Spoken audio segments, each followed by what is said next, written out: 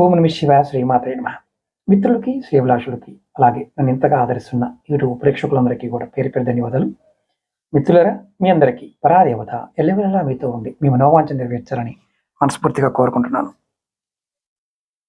మనందరికీ లక్ష్మీ అమ్మవారి యొక్క అనుగ్రహం కలగాలని నేను మనస్ఫూర్తిగా కోరుకుంటున్నాను.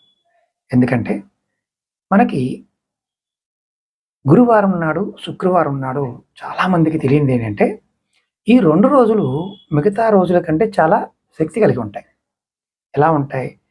లక్ష్మీదేవి, శ్రీ మహావిష్ణువు యొక్క శక్తి గురువారంలోను, శుక్రవారంలో ఉంటుంది. ఎవరికైనా ధనము, ధాన్యము, విద్య, ఐశ్వర్యము, సంతానము, విజయము, ధైర్యము అంటే గజలక్ష్ములు అంటాం.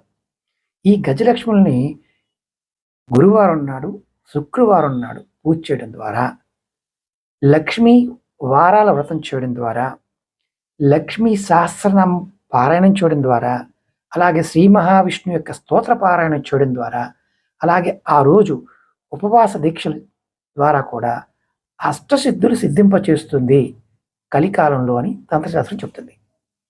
చాలామందికి ఏంటంటే అనుమానం ఉంటుంది.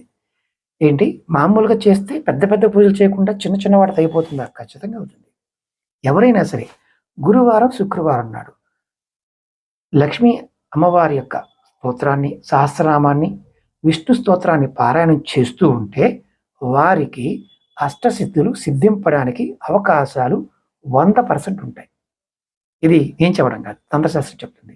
కాబట్టి ధనం కావాలన్నా, ధాన్యం కావాలన్నా, విద్య కావాలన్నా, ఐశ్వర్యం కావాలన్నా ఖచ్చితంగా గురువారం, శుక్రవారం ఖచ్చితంగా ఇది ప్రయత్నం చేయండి.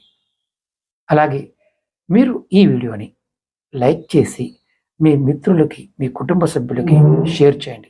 అది వాట్సాప్ గ్రూప్లో కావచ్చు, ఫేస్బుక్లో కావచ్చు, ట్విట్టర్లో కావచ్చు, ఇన్స్టాలో కావచ్చు. ఈ లింక్ను షేర్ చేయండి. అందరు తెలుసుకొని అందరి జీవితాల్లో అద్భుతాలని మీరు సృష్టించిన వారు అవుతారు. ప్రయత్నపూర్వకంగా షేర్ చేయండి. అలాగే మీ ఈ వీడియో చూసే మిత్రులకు నా విన్నపం ఏంటంటే, ఖచ్చితంగా లక్ష్మీదేవి నామాన్ని కామెంట్ రూపంలో తెలియజేయండి. ఓం నమః శివాయ, శ్రీమాత్రే నమః.